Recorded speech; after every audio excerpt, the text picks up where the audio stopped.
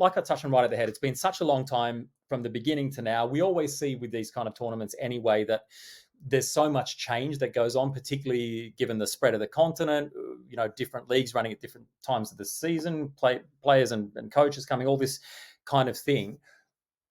Is there any world that we live in where we can say we have the two best teams in this final?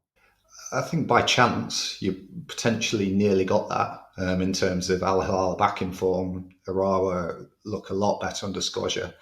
But over even the last month or two, I've swayed one way than the other in terms of who's actually looking in form, who's lost the plot a little bit.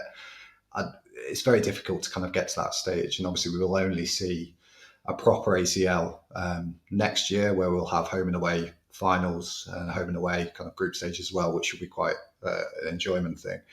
In terms of how they set up at the moment, I think form can go out the window a little bit. These two are the only teams that really prioritise ACL. It's the only time you see ACL trophy typos in the stands in both of their games. So I think form and irrespectively who the individuals are that are going to set up, this is going to be kind of the best tie in it. In terms of what I'm looking for is in terms of how Al Hilal have always struggled when they've been given the ball and kind of said, you break us down.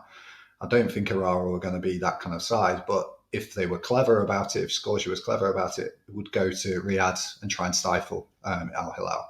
If a game starts getting a bit open, I think that will start to benefit Al Hilal in terms of getting behind and getting their individuals into the game. Where they struggle is where they have to break down teams.